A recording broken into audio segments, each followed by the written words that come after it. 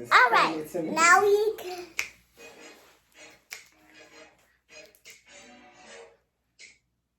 You don't know how to snap?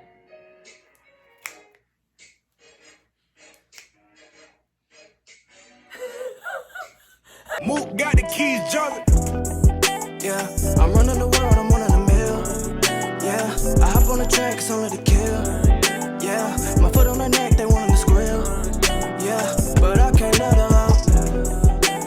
I've been going through it, man, I'm trying to keep my head up. Pockets on with E, gotta get that bread up. My only therapy is writing these letters. Gotta bring like mama cheese from the never child. I have no plan, I have nothing but my faith on the stand. I be trying not to get off agree, but honestly, my baby girl need them bland. Alright, so everybody knows that the iOS 14 update came out. I got the beta because I'm with the Apple beta program, but whatever. Small flex. Just kidding.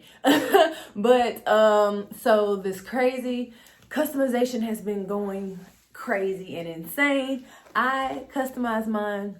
I've changed it like 3 times already, but it is what it is. So I got a lot of questions about mine specifically, and I know like people are typing out these long paragraphs and saying, oh, it's really complicated, it's so tedious. But for me, it was kind of easy because I'm a little techie, so I love coming up with shortcuts for stuff. So I'm just gonna show y'all the shortcuts that I used to design mine. Okay, so of course, the apps that you're gonna need, you need to make sure you have shortcuts on your phone, which it comes with it, so you should already. I use Widgetsmith, which is one of the other ones. You can use Photo Widget, but I like Widgetsmith. And what's the other one? Color Widgets. Those are the main 3 that I used to go ahead and design my phone. Tip number 1 is create a layout. So it's kind of hectic because when you're designing all this stuff, like everything is new. So you're like, oh, I can add this, this, this, and this, but you don't really know how it works or what you're doing. So for me, the way that my mind works, I made sure that I designed a layout for my phone. So the small widgets take up about a 4 square. So think about the apps, all the apps, and you have the different rows. Small widget takes up a 4 section of those. The medium-sized widget takes up 2 rows of those, and then the large widget takes up majority of the page and only leaves room for 2 small spaces. Or you can do a large and a medium. That's how big the pages are. So that's one thing you want to look at when you're creating them. The second thing is getting the pictures or the designs that you want. I used Canva the very first time that I created mine. So I went into Canva and I was able to design everything that I wanted out of it. So if I wanted the Instagram logo or the Instagram word, I could do that. And if I didn't want to do designs, then I went to Pinterest and I used Pinterest to get some pictures that I wanted to use for the apps. And you can do that by just picking out your aesthetic. So I did like black and gold for mine because I love the way that it looks. And you can do like, you can look up like pink aesthetic or vintage, whatever you want to do. It's just like creating an actual Pinterest board. You just go and look up what you want, press the ellipses, and then save those to your camera roll. Another good tip is to know what apps you're going to use. So you can save all of your apps to your app library, but if you only use a specific set of apps, then you don't need to create a widget for every single app on your phone. You pretty much pick what you're gonna use, lay them out, pick the pictures you want for those specific things, and then you won't have to worry about trying to go through your phone and find everything, or, oh, hey, I forgot to add this one, I forgot to add that one. So it makes it a little bit easier for you.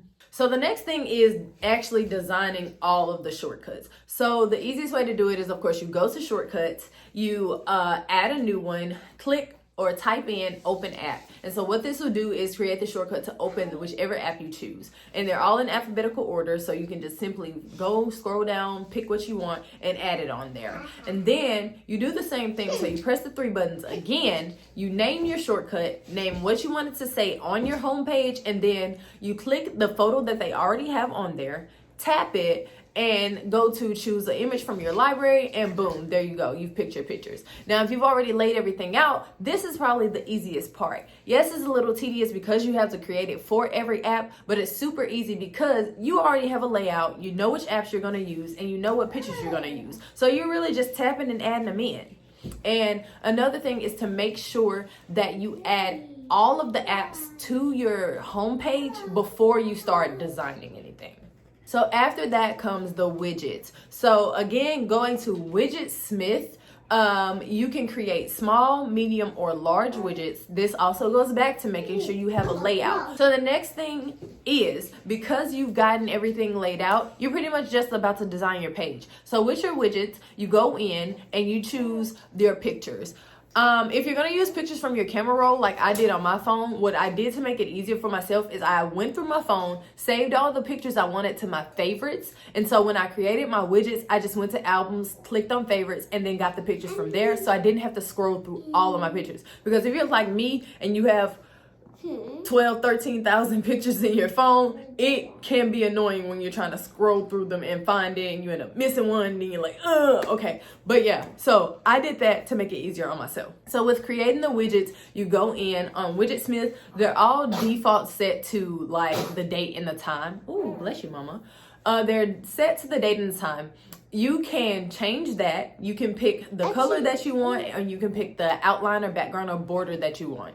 On top of that, you can also change what the widget is. So instead of doing date and time, if you scroll down, you can do a picture, a photo album, if you want to create an album and have it change over time, or you can do custom text, or you can leave it blank and just have a plain color there. It's whatever you prefer. So you go in and you create it. So I went in, picked my photo. I got a photo of like myself, of course, because me. I got a photo of my girls and then a photo of my man, my hubby.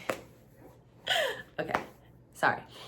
But anyway, I picked those photos. I already had them saved and I was able to go in, save that picture, and you can change the name of the widget itself. So I changed the name of it just to know which one I was picking. So it's the same thing as going in and adding an app to your home library. You click on it and you're like, okay, boom, I want this widget here. So go add Widgetsmith. You choose small, medium, or large, and it'll pop up. If you want to edit it, of course, you just hold down the app itself and it'll say edit widget. You click it and pick which one you want, which is good. If you name them, you'll know exactly what you're picking. And of course, with color widget, that's the one that a lot of people use for the date and the time. And so you go in and you pick the style that you want, or you can honestly just pick any one that's on there because you get to change the style. So you can change light, colored, or dark, whichever style that fits whatever aesthetic you're going for. You can change the color. You can pick through all the different fonts that they have saved, and you can kind of save it that way. You can save it as a small, medium, or large.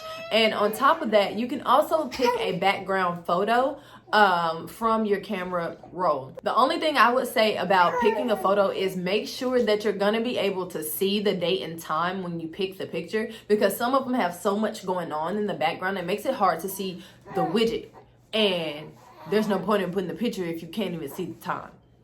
Unless you're just going to be looking at the top screen of your phone. Whatever. But yeah, so just make sure you find something that's going to be easy for you to see.